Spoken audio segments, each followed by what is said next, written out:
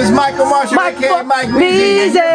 KCRH, boy. Yeah. 89.9 FM. Yeah. The boogie spot, baby. Hey, and we got Studio Pete up in here. Hey, hey. The real way. The real way, man. And I'm here too. The next level. For good things come to those who wait. Gotta get that. Right now's not a good time, don't you worry, cause I'll just wait. I'll be patient. One of a few who can survive just thinking of you. I'm about what we made and how the world, the girl can love me that way. Then I realize if we just try it again, our love would work it out. You be my girl, I'll be your only man. Mike Meezy, man. I'm thinking about you. I'm thinking why you treat me so bad. Why you treat me so bad. Mike Meezy. Mike Meezy. Yes, we in the building with the one and only Mike Meezy. Alright. What's going on, big dog? What's good? What's good? What year was it when you first started making music? 85. Wow. 1985. It was. We did the song "Rumors," which was by the Time Social Club, and we did it in right after high school as a. We used to judge talent shows at Berkeley High School, so they needed, you know, something to fill the time when the judges are counting the votes. Okay, okay, So we thought okay. it would be cool to come up with a song. Yeah, yeah. So we had this song we worked out at the house, and we did it that day, and everybody kind of liked it. That day, that song came out in about 85, you said? 87 is when 87, it came out. when But we first performed it in 85. That's when we made it. Okay, so you made it in 85 and it comes out in 87. Yeah. So, okay, so that's when you start doing your music again. Yes, yes. Okay, so what happens now? What's after 87? 87, the song "Rumors" takes off bigger than we thought it ever would, and we didn't have our paperwork lined up, so then things went. What? As an artist, and making those mistakes, as not in filling that paperwork, what is it that you missed out in filling out, or what is it that you did not do right? What I didn't do is get myself a lawyer, and what the lawyer would have done for me was incorporated my name so that I was a business instead of just an entity. So when the money comes in, the taxes won't take so much. We would have set up an account with BMI and ASCAP so that my money would have came to me. We would have went to the major labels and got a follow-up deal to that single. Wow. Because I would have been free, or they Right. would have known that I was around. But It was already popping, and then you could have moved on to the next step. there was so much drama, then they all kind of. So the reason, because a lot of artists I know have the same problem. So when this happened to you, you were probably brand new. You were started learning the game, and this. So what did you learn? I learned that you can't be afraid of what you think is going to be hard. I thought the legal stuff was going to be over my head. The language was going to be something I couldn't understand. And Like court, going to court. And I thought that was going to show me as unintelligent. This is what I was thinking at the time. At the, in 80s. What was the benefits that came from it, the advantages and disadvantages? The advantages were I was able to let the world hear what I did. Right, so everybody, Yes. So- okay. And then I was able to hone my craft inside the studios. Wow. Back in the day, we didn't record in Logic and Pro Tools. It was the tape. So you couldn't just sing it one time and then move it over every time. You had to sing it, every track, everything, Wow. the whole length of the song. So my question to you now is, what is the difference nowadays recording compared to then recording? It's much faster. Faster. Back in the day, when a producer asks for the amount of money that they ask for now, because the amounts have only changed a little bit.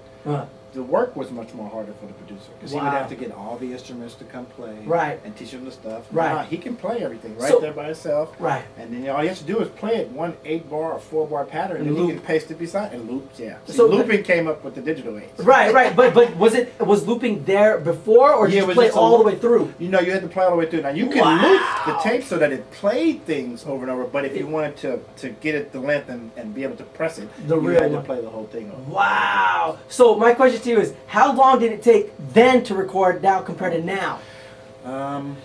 We did 13 hours on Rumors, and we just 13 hours. 13 hours to lay all the music and all the vocals. Wow. And then another 13 hours to mix it. Wow. Okay, so that's like almost like 2 days. Just 2 say. days, So 2 days for the whole work, and so nowadays, what do you do?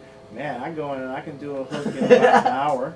The beat can be made in about 2 or 3 hours. It depends on your skill as far as making it, but it don't take days like it used to. Yeah, because everything's all quick and fast. Everything's and much faster. Shortcuts. So after you drop Rumors in about '87, what comes now?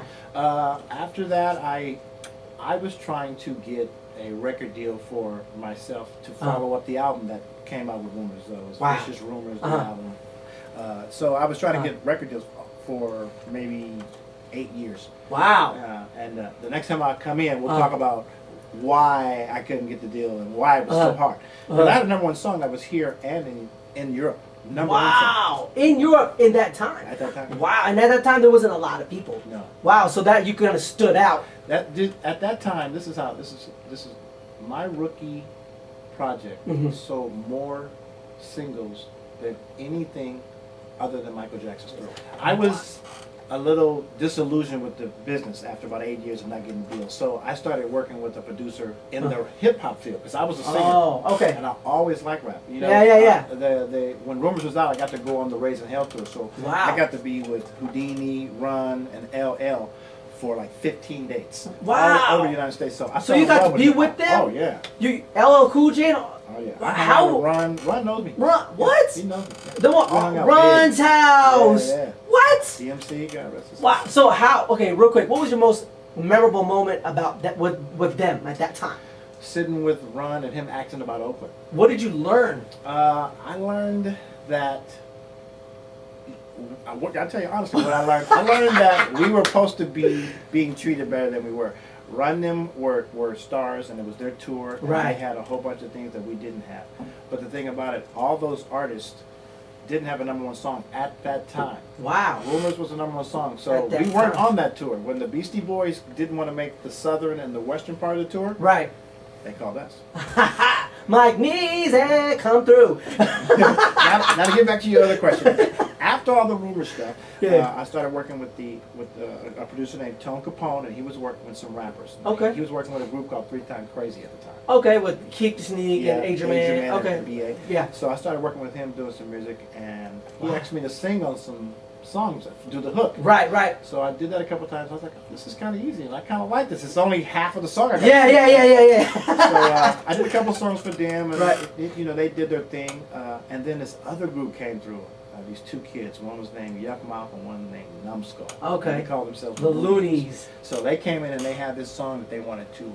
Real quick, timeline. What would timeline? This is 94. 94. Okay, so they're like new to the game when y'all doing your thing, Yeah. and they pull up, and then what happens? So we start working on this song that they wanna sample. Okay. So they bring the record Right, in, okay, yeah. and the record from the Club Nouveau, the one that I worked on. Right.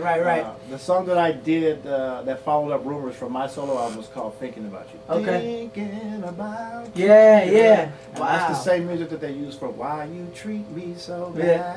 And like I said, when I come in again, I'll tell you the whole story. Wait a second, about you that. were the first one to start that? Yes. Wow. That's another- So they take it, they're sampling from you. Yes. Wow. So when he came into the studio and he said that, my boy looked at me, he's like, here's your chance to get your money. Look, you popular right now. We gonna take this call, man. 89.9. Hello. What is it? Hey. Now, is this the legendary Mike Measley on the air? Yes, sir. Come on, Mr. Mike Measley. I'm a long-time fan, not just of your newer work with $1 Million Dream. I know you dropped a few albums with $1 Million Dream. Yes, sir. Yeah. Yeah, but I'm also a fan of your older work. I remember Club Nouveau. I was born in the 70s. Oh, boy. Yeah, okay. You remember all that stuff, huh? Is So, it? yeah, I'm a big fan, and I appreciate all the music you've done for the Bay, and I actually believe you are the reason that I got 5 on it. The Loonies Yeah. a lot of credibility, probably. Yep. Thank you, sir. Thank you. Yes. Now, you got any new projects you're working on right now? I just got one that I just finished up that just got on iTunes last Thursday, and it's called In the Meantime and In Between Time. Yes. And that's on, That's some definite OG game right there for these youngsters that they didn't know. that's what it's all about, man. I'm trying to school the youngsters. I don't want them to go through the same thing I went through. Yeah. I got you a CD too. He gave me a couple CDs, and since you called in and you a fan of Mike Measy, we got you a CD right here, man. Soul the Bay, baby. Yes. Oh, man, well, let me tell you, I'm in the parking lot right now. Come inside, Studio Pete. I know who you are, man. Come inside, man. I'll see you with. Right now. Late. Right. Peace out. See that? I know they hovering around here. They're like, oh, he coming, he coming. They want to know it's for They real. on fire Yeah, tonight. man. They love you out here, man. They all fans out here. KCRH loves Mike.